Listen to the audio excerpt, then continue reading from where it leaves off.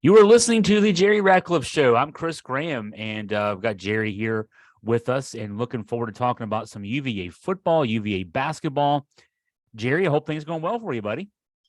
Things going well. It was good to see you the other night at the Carolina game, and that turned out pretty well. It's a big win for the Wahoos. I think it was a game that they really needed to win, as I'm sure you did, after they struggled a little bit for a while there, dropping two ACC games to Miami and Pitt and having their toughness a little bit questioned a little bit by their head coach. So I think they showed everything that they needed to show in that game and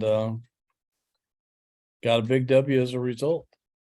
Yeah, that was a very big win for Virginia, especially the way that game was playing. Carolina really controlled the action for the first half and a little bit into the second half. So big win for Virginia. We'll talk a lot about that here on the show. First though, let's start with you got a new sponsor. I'll talk about the new sponsor, and then we'll also thank our longtime sponsors as well. Yeah, I'd like to welcome aboard a new sponsor, Charlottesville based. And they're sponsoring the podcast and the website. Their ad will be up on the website soon. And we'll want to give them a plug here on our podcast today. The company is Roback. You may not have heard about it. It's I think they're relatively new. It's spelled RHOBACK. I think it's actually named after a breed of dog, I think from South Africa. I'm not sure. I guess my dog is liking it because he's barking in the background. Got on some of their gear, got a hat and one of the hoodies. Quiet. And they're again, they're a Charlottesville based company, sportswear. They're UVA people. They sponsor through NIL Kihei Clark on the UVA basketball team. They're sponsoring some other athletes around the country. I know they are sponsoring a couple of football players from Notre Dame and Alabama, but Kihei is the local guy from UVA. And I guess the best way to describe Roback is best fit and best feel. When it comes to quality, these guys just seem to get it. I put on their gear and I don't want to take it off. These hoodies are so soft and comfortable. They have great performance polos, great performance hoodies and Q-zips, and some of the most comfortable and attractive sportswear that's on the market. And again, I think they're one of the fastest growing companies in America right now. Their stuff is flying off the shelves here in Charlottesville. And they don't have a store, so you have to order online. It's roback.com, RHOBACK. And if you use the code UVA Jerry on your order, you get a generous 20% off of your first order, which is pretty cool. And again, that's RHOBACK.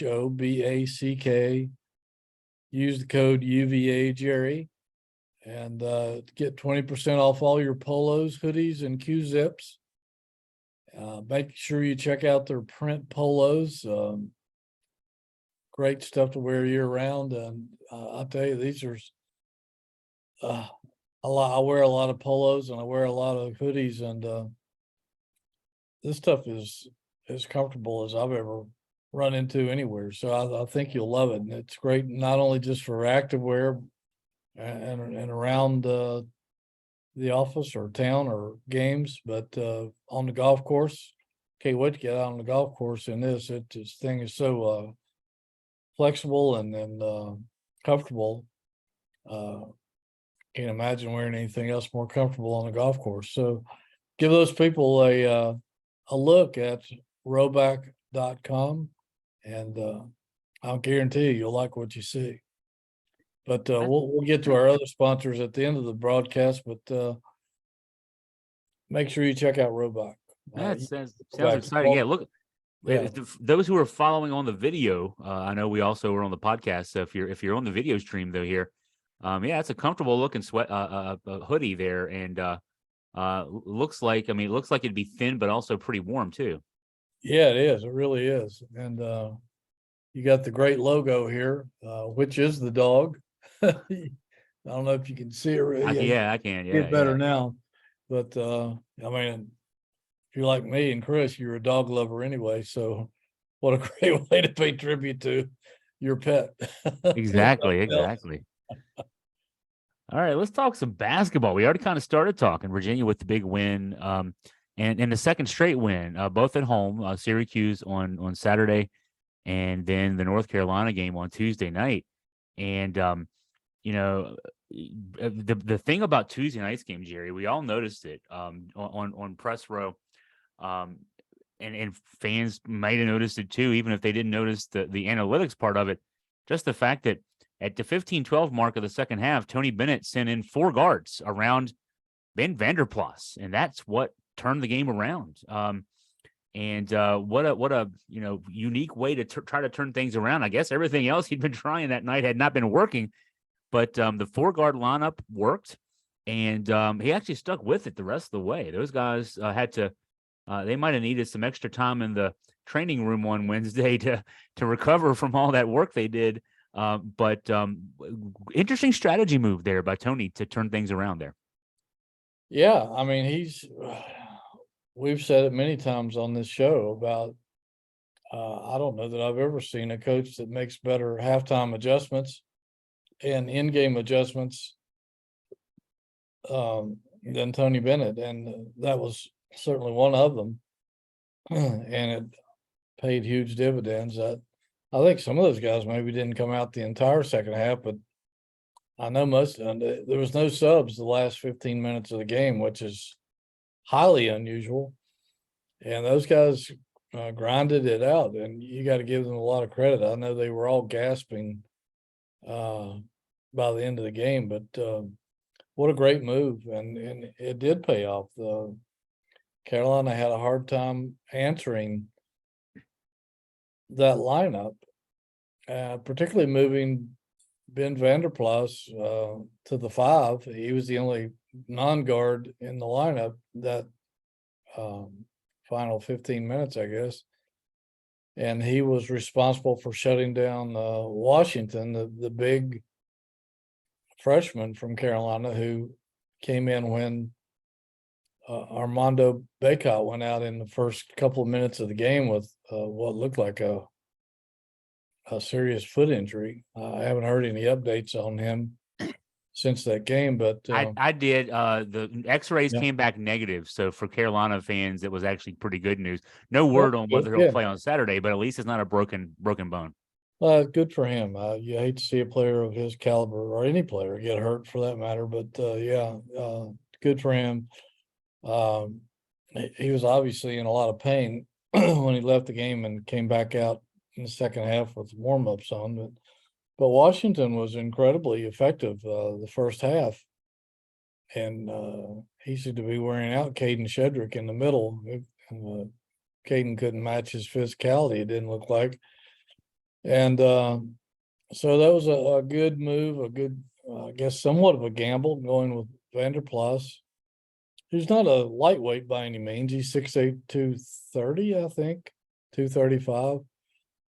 Very strong guy and with quick hands, who seemed to give Washington fits the second half. Washington only scored 1 point in the second half, and I think he missed all 4 of the shots that he took after in the first half. Washington had 12 points and hit 5 out of 7 shots. So Vanderplas did a great job of shutting him down. He did, and it's something that I remember back to the Michigan game. In the second half, Tony didn't go 4 guards around Vanderplas, but he did put Vanderplas in for a long stretch in that second half at center with Jaden Gardner as the 4, and Vanderplas had to guard that big 7'1" guy, Hunter Dickinson. Dickinson in the first half had 14 points. He ended up with 9 in the second half, but only 2 of 9 shooting from the field. And so, if not stopping him, he at least neutralized him to a large degree, did Vanderplas. And I remember thinking at that time, boy, this is something, and I actually even thought about this in terms of North Carolina. This is something that Tony can use if something happens in the North Carolina game, whether it be foul trouble or an injury or something like that. And Ben Vanderplas can give you minutes at the 5 defensively. And then what he can do offensively, we saw that in that last 15 minutes plus. He draws out the in man-to-man defense. He'll draw out that number 5 who's guarding him. It'll clear up the lane. It'll allow K.A. Clark and Reese Beekman to drive and either penetrate and find their own shots or find guys open on the perimeter. And because you're kind of clearing things out there. Vanderplas on both ends was the key to this one in the second half. He truly was. He only played 8 minutes in the first half and ended up playing almost 27 minutes for the game. So, he had 14 of his 17 points, which I think was the most of anybody in the game. Yeah, of either team. In the second half, he hit 5 of his 6 shots, and a couple of those were 3-pointers, big 3-pointers. And he scored in a variety of ways. He had a banked one, jumper in. He had a couple of dunks in transition. Had a couple of 3-pointers. So he had a wide variety of ability to score, and had 5 rebounds in the second half. He ended up with a career high 3 blocks, a couple of steals, and an assist. So, I mean, you talk about a complete game from a guy. And it was good to see because he had been in a shooting slump in the 3 or 4 games leading up to the Carolina game. So somebody pointed out he was out on the court at JPJ 2.5 hours before the game taking shots with Isaiah Wilkins and Johnny Carpenter. And he said, well, I normally do it in the warm-up gym there at JPJ, which a lot of people don't even know that, I guess, that it exists, but there were not 2 nice practice gyms in the building, one for the men, one for the women. And so whatever he did, it helped him because he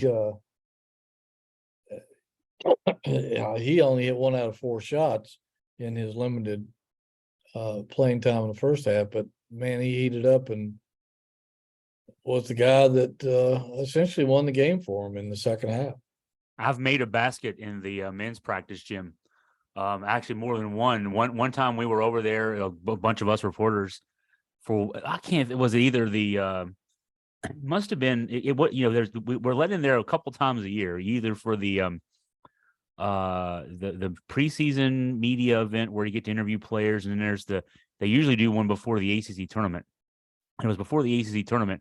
We were waiting for the players and Tony to get out there, and there were some basketballs laying around, and so a couple of us, Chris Wright from the Saber and me, we grabbed basketballs and started shooting them, and nobody told us we couldn't do it, and they didn't throw us out of there. So I've made a 3 in the practice gym. I can say that. I can take that to my grave. But no, that's someone mentioned. I've been talking about the 17-point performance for Vanderplas on Tuesday. That was his 5th double-digit game this season. Virginia's played 15 games. He's had 6 games of 3 points or less. And so I've been writing about the good Vanderplas and the bad Vanderplas. They both get minutes. He's out there. He gets minutes. He moves the ball. He plays defense. He does his things. He gets 20 minutes either way. But from a production standpoint, it's either good or bad Vanderplas. Somebody commented on one of my threads today. They said they prefer the term Vander plus or Vander minus. I said that's pretty catchy. That might be actually pretty good. Hopefully, no more need for that term though. Let's have the Vander plus for the rest of the way. It was also notable that Reese Beekman looked as healthy as we've seen him since that Michigan game. about a month and a half ago. Yeah, and you and I think it was last week, we talked about how this team needs somebody to take over games. And I think he showed some flashes of that throughout the game, both halves the other night, showing his athleticism, his ability to drive the ball and score. And one thing that we did know about Carolina going in, and Hubert Davis after the game kind of acted like it was a surprise to him, but Carolina has been very vulnerable, I think, this year on straight line drives. And I'm sure that's something that Virginia picked up on and did it all night long. And Carolina really didn't have any answer for it defensively. And Beekman and Kihei in particular, and I think maybe Franklin as well, were able to exploit that a little bit and allowed Virginia to do its thing and win the game. And particularly some of that during that 23-6 run, I think, that blew the game open and allowed Virginia to take control for a while there. You know, you mentioned Franklin's name. Franklin didn't shoot the ball well from outside, but in that 4-guard alignment, you know, even though you have 4 guards on the floor, you still have guys who have to play in the post. He actually got the way I looked at it, one was officially a jumper, but he was posting his guy up, made a little 5-foot turnaround jumper, had a couple of nice post moves on other shots. He even got fouled one time with the post. I had him with 6 points in the post. He had 3 free throw attempts. Unfortunately, missed all 3 of those free throw attempts, but he had 9 rebounds in the game. Armand at 6'4", normally a shooting guard, was a very small 4. And, you know, but the thing was, he had a guard on him, Seth Trimble, who's 6'3", and Virginia exploited the matchup, and they kept going to that down the stretch.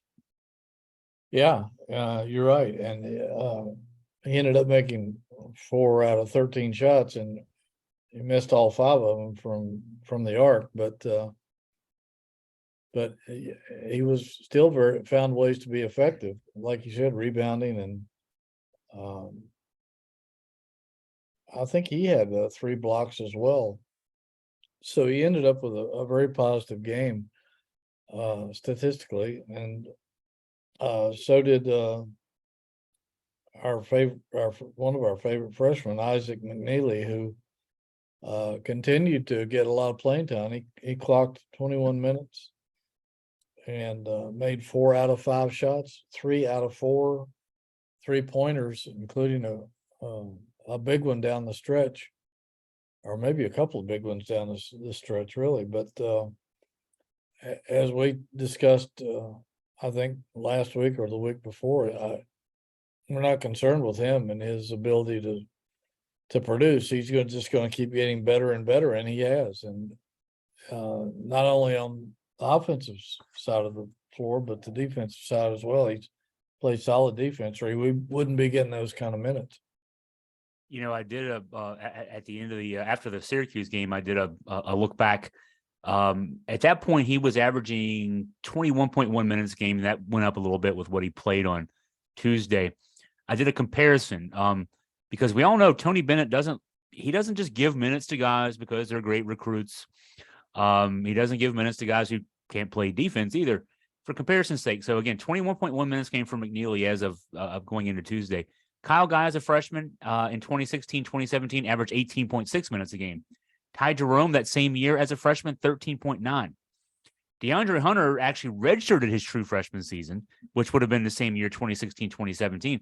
As a redshirt freshman, Hunter averaged 19.9. The only freshman who averaged more minutes when I looked, the guys up in the Tony Bennett era was Malcolm Brogdon, and not much more, 22.4 minutes a game. So that shows Tony Bennett's got a lot of faith, a lot of trust, and a lot of respect for this young man's game. No question about it. And I think a lot of it was because that he came in defensive ready. I remember talking with Kyle Guy, I guess the last year he was here, about the pack line and how tough it was for a freshman. He said he thought he was a pretty good defender until he got here and found out that how hard the pack line was to pick up. And but I remember distinctively being in South Bend that year, and I can't remember what it was, sometime in January. I think that's the first time that he and Jerome really started to get their breakout minutes on that trip, and they were the difference in that game. A win up there against a pretty good Notre Dame team. So the fact that McNeely is getting those kind of minutes speaks volumes to me. And I mean, they played the pack line at Polka High School. His coach is a devout believer in the pack line and has come to Charlottesville and studied it with Virginia coaches. So he was very adept at playing that in high school. And so he didn't have as much to learn when he got here. So he's picked it up well. And same is the same coach who we've had here on our show before. Put down the college 3-point tape in the Polka gym. So back in the spring, so that, or as soon as their season was over, I guess last March, after they won the state championship, so that Isaac could practice college threes. And he's transformed beautifully in that area as well. It's no big deal for him to launch one. I guess the big thing was, as we mentioned before, that he was a little reluctant. And Syracuse game, before the Syracuse game, Tony said, take the parking brake off. And I think he got the message. He was drilled a few against that, busted up that 2-3 zone of Jim Boeheim's, and then was effective against the Tar Heels the other night. And I think he's going to be hitting a high percentage of his threes from here on out. Yeah, he was 4 of 7 in the Syracuse game, and 3 of 4. So he's kind of taking the parking brake off. He's still not launching them at great volume, but it was 3 of 4 in the Carolina game, and a big one right in front of the Virginia bench. The Carolina twice in the last 3 minutes had narrowed the lead down to 3, and he hit that one, and it was not even like, a lot of shots in the Virginia offense, especially for the perimeter guys. It's great ball movement. You're catching the ball and you're moving into your shot. It was late in the shot clock. Countdown within 5 seconds. Nobody was open, so he just pulled it from 5 feet beyond the line, and nothing but the bottom. So he took the parking brake off there at least. But yeah, he's putting up some good numbers. And so Virginia next faces Florida State, a team that Virginia's already played this year back in December. And a narrow 5-point win. Florida State's only 4-11 this year, but 3-2 in the ACC. And that was the first game Virginia played with a diminished Reese Beekman. That was the first game after the Michigan game. He was clearly not in good health from a leg standpoint, ankle and then hamstring standpoint. So that Virginia does have a history with this team, a recent history with this team. On the road this time. So Virginia knows that they'll be, have a team that's, thinks they might have their number. I watched just a little bit of their game against Wake Forest last night, and I can't say that they blew me away. They played okay, but this is one of the youngest teams that Leonard Hamilton has had down there, and he essentially said, we'll get a lot better as the season goes along, and they probably will. I think I can't remember how many young guys he had, but most of them were pretty inexperienced. They haven't really shocked anybody after getting off to that slow start, but they have improved. They're hard to beat at home, but I think this Virginia team's playing well enough right now that if they don't get off to a slow start and don't go through one of these 8-minute scoring droughts, they should be okay. Yeah, I got to update the numbers. 5-12 overall, 3-3 in the ACC with that loss last night. 90-75 at Wake Forest. And that game is Saturday at 4:00 on the road down in Tallahassee. Yeah, I would agree, Jerry, that the way the Virginia team's playing right now with a healthy Reese Beekman, and I'm just going to harken back to where we started with this discussion about the change by Tony to go to a 4-guard lineup. It's something that he can add to his arsenal now. It's almost like discovering gold or something. He doesn't need to use it, overuse it, but it's something there that, hey, if things aren't going fine, if we're having trouble getting points on the board, we can try this for a few minutes. It already has worked against a pretty high level opponent. And so that's kind of how college basketball season works. You get all these opportunities to learn more about your team, find some things out. And then, of course, then it comes down to a bunch of one and done games. But I think that's just something else that can make this team more effective. Tony knows he has another thing he can go to kind of shake things up. Yeah, and I think we were mildly surprised earlier in the week when Tony mentioned on the ACC coaches Zoom that he was still looking for rotations. He wasn't completely set on that yet, and I can't say that I'm shocked about that because he has shown that in recent games, and I think he's still looking for the right combinations, and certainly some of it depends on matchups. But he's not settled on anything yet. He's still looking for ways for this team to win and to get better and to exploit certain things from other teams. And that may continue for quite some time until he settles in on something. And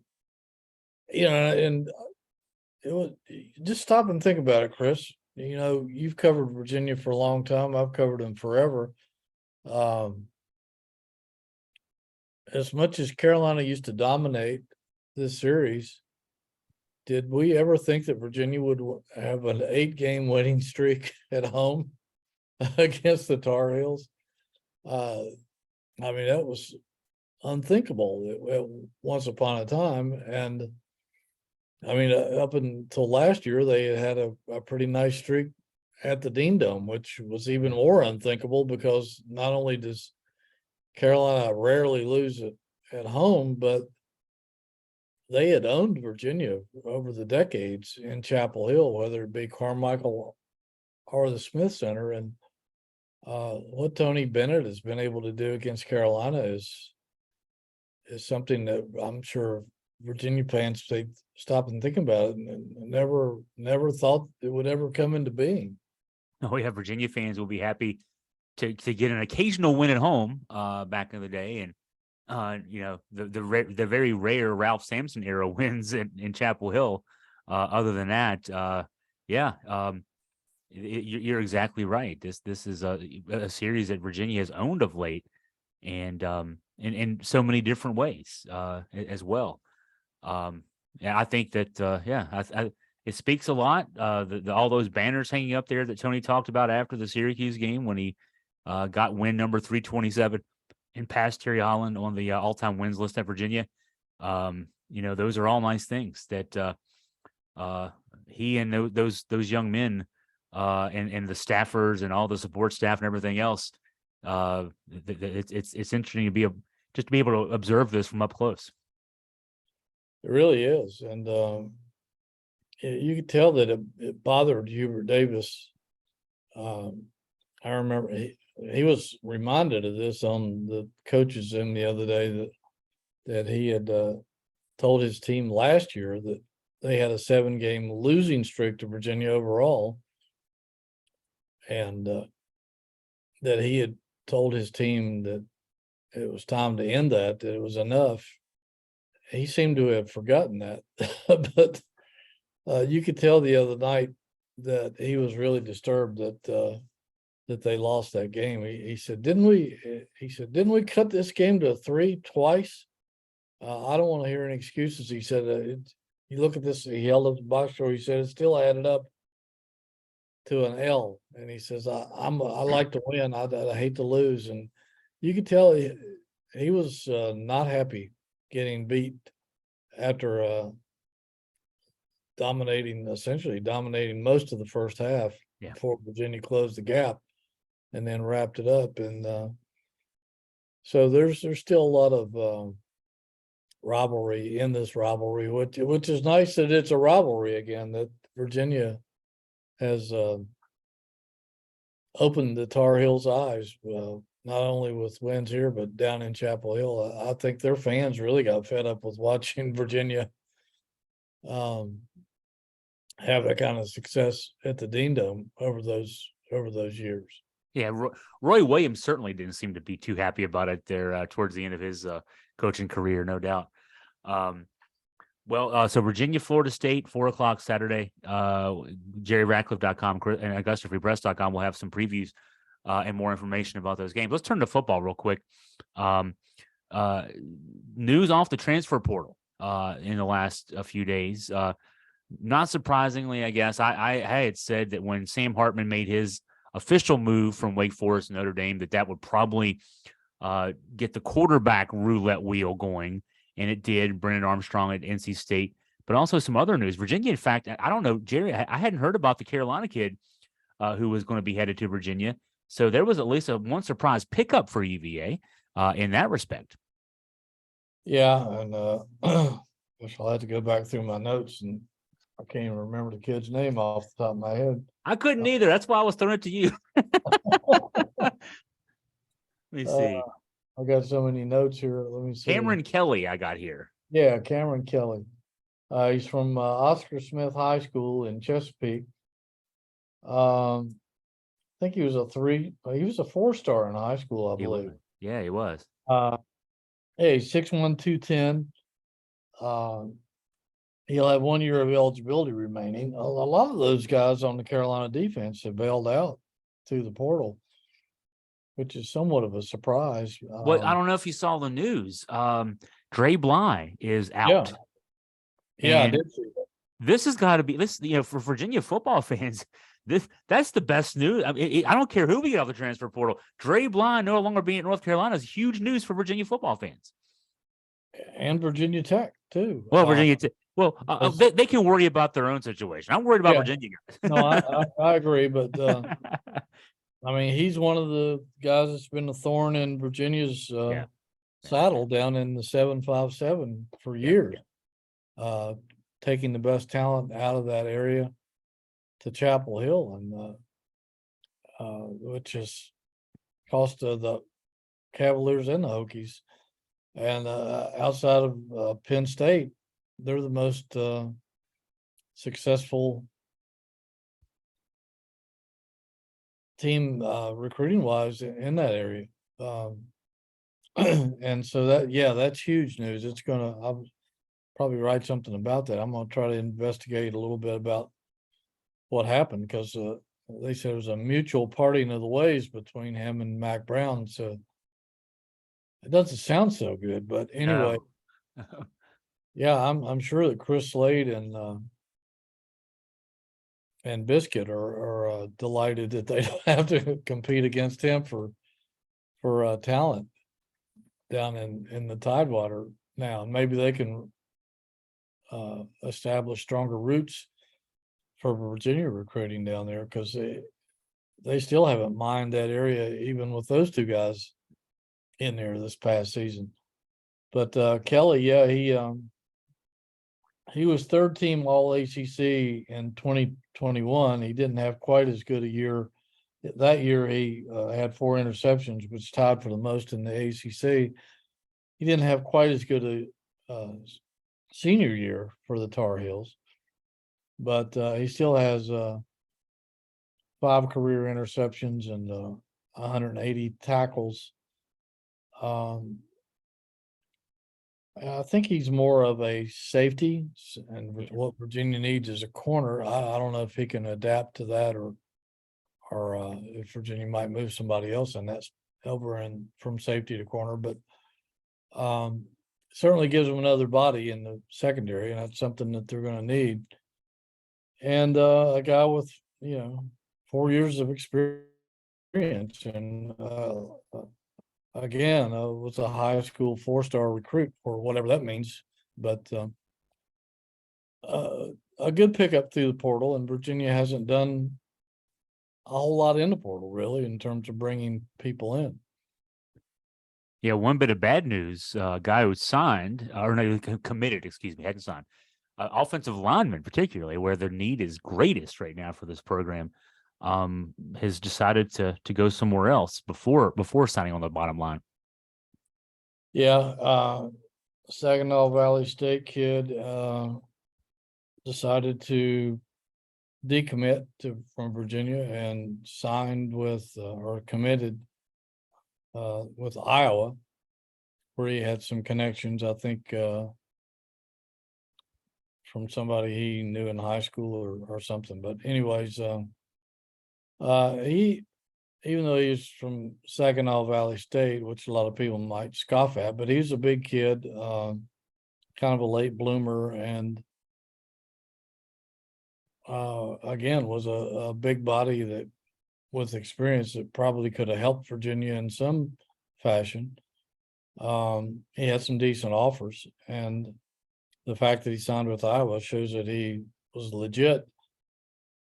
So back to the drawing board, a little bit of breaking news today with they did pick up an offensive lineman, a 6'4", 300-pound tackle, offensive tackle from Houston, University of Houston. I'm probably going to butcher his name, but I'm just going by what I see. It's Ugana, I think Nana. I would go with that. Yeah, maybe. Yeah. Nana. But or maybe it's Nana. I don't know, but it's I'm going with Nana, Ugana Nana. He played some of Houston. I don't have a lot of breakdown on him at this point, but he's originally from Arlington, Texas, and he had some decent offers out of high school. Nothing spectacular. He wasn't that highly rated. So again, it's another body with some experience. Don't know how good he is, but it's another player through the portal. And I think right now they've only been able to lasso 4 or 5 guys through the portal. And that offensive line is still thin. There's still no offensive line coach. Yeah. And we don't know where they're going there specifically. So you would think something would break on that sometime in the very near future. Yeah, Tony Elliott had said at his press conference right before Christmas, announcing the day of the National Signing Day, that he hoped to have some news right after the holidays. We're 12 days into the new year, and so nothing there. Other transfer news: Billy Kemp to Nebraska, Logan Taylor to Boston College. Trying to think what else. And we knew Fincharo Cypress to Florida State. We talked about that, I think, last week. I mentioned Brendan Armstrong to Somebody NC went to State. Louisville. Oh yeah, somebody went to the Louisville. It's another lineman, wasn't it? Yeah. Flores, John Paul Flores. Yeah, John Paul Flores. Who was only here for a year. He didn't stay very long. Any word, Jerry, that hearing anything about Nick Jackson? That would be the other big name still out there for Virginia. No, I haven't, and I'm kind of surprised by that. I figured, and I imagine there's some pretty good schools after him, but I haven't heard where he might be leaning or anything. So, I wonder if he might be trying to go somewhere closer to home since he's from Atlanta. I don't know if he would want to go to Georgia Tech or not. Yeah, I'm sure he would like to go to Georgia, but I don't know if they need him. They've got so many people coming back, I think, on defense. So it's hard to tell where he might end up. I haven't heard any whispers in the wind on him yet. He had left open the possibility when he announced he was in the portal that he might leave open the chance of coming back to Virginia. So we can hope, from Virginia fan standpoint, that could be the case. So there's still maybe some movement on the transfer portal for Virginia. Certainly the need for an offensive line coach, that's an essential need. And we would expect news on that soon, and certainly hope that could be filled pretty soon. I'm trying to think of anything else. I guess with the pending re-arrival of the students for the second semester, that'll mean the baseball team is not too far from getting. I mean, they're only about a month and a week away from games starting. Yeah. That's not. I can't believe it. It's not that far off. You're right. And I know Brian O'Connor was excited. They had a huge class coming in, transfers and high school kids. So I think it's like 20 guys, maybe 22 guys, new guys. So Virginia fans will have to get refamiliarized themselves with the roster a little bit, but I know he's expecting to have another good season. I'm sure we'll be getting a media day from them in the not too distant future. But I think a lot of fans are excited about the possibilities there. I noticed in the Learfield Directors Cup release today that Virginia, I think, is number 13 after the fall sports. North Carolina is number 1. I think there's a couple other ACC schools in front of Virginia, Syracuse and somebody else. So it'll be interesting to follow that. I think there's like 9 ACC schools in the top 25. So it just shows you what a good all-around athletic conference the ACC is. And Virginia has done well in that competition for quite some time now. So lots for Virginia fans to be excited about, particularly in basketball. And who knows how this season might end up, but I think Virginia will end up doing pretty well. Well, from the Directors Cup standpoint, spring is Virginia fans' season. That's basketball's in the meat of the schedule. You got lacrosse, both men's and women's. You got baseball. You got swimming. You got tennis. So this is the scoring time of year from the Directors Cup standpoint. Yeah, track and field. They've done track and field, yeah. in that area lately too. That if they want to rack up points, that's that's a stretch going down the home stretch where they can definitely pick up some ground in the standings for sure. I'm thinking like a runner here. If Virginia's 13th at the end of the winter, it's kind of like, okay, it's a distance race. Virginia's just kind of pacing right now. Exactly. You're saving the kick for the second part of the race, and especially down the stretch there. So, I guess as we're getting ready to wrap up here, Jerry, let's thank the sponsors who helped make this all possible for us.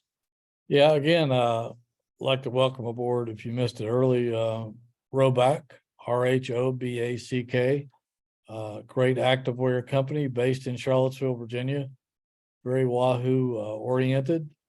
And if you order, you can help your boy Kihei Clark, who is sponsored by them through the NIL. One of the fastest growing companies in America, from what I can see. I know their supplies are flying off the shelves. I can guarantee you that. I'm wearing their gear right now, and it's I can testify that it's comfortable and attractive and really, really cool stuff. So you'll look them up, RHOBACK.com, RHOBACK.com. And if you use the code word UVA Jerry, you get 20% off your order. And that's pretty cool savings. So check them out. And we'd like to thank our regular sponsors, Good Feet Store, who they sponsored the game the other night, the Carolina game. They were offering a $10,000 prize to for a kid who tried a half-court shot and missed it to the right. They were going to give him $10,000 and donate $10,000 more to the Ronald McDonald House of Charlottesville.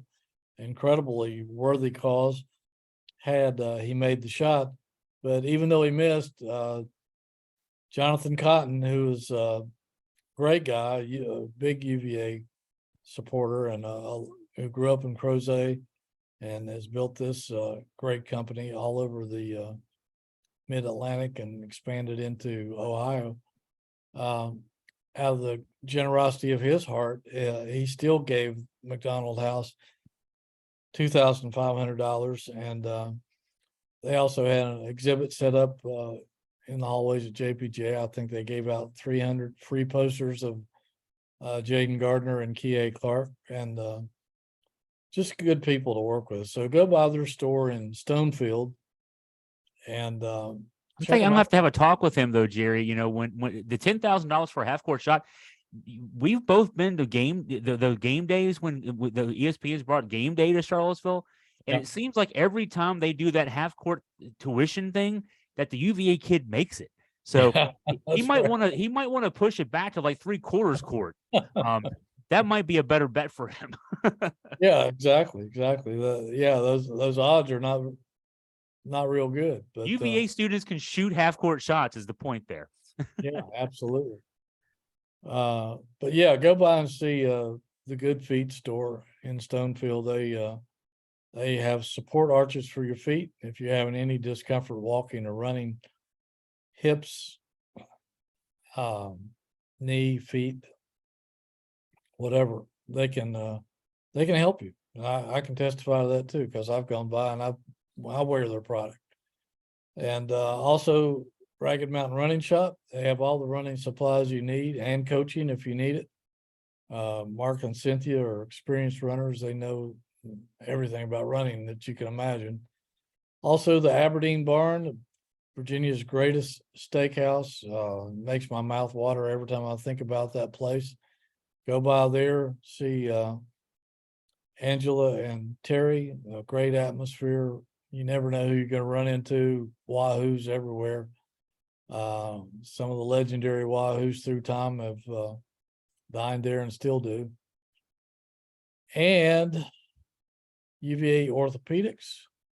Hope you don't have to go see them, because that means you're having some issues. But if you're having issues, you can't find anybody any better. So go see them at their new center on Ivy Mountain, out there on Ivy Road. State of the art. They can help you too. So thank you to all of our sponsors for sticking with us, and tell them that Hootie sent you. Well, that wraps up another good week of the Jerry Ratcliffe Show. For more on UVA athletics, you can go to my website, AugustaFreePress.com. You can go to JerryRatcliffe.com as well to get all you possibly need to know and more about UVA athletics. And thank you again for listening to the Jerry Ratcliffe Show.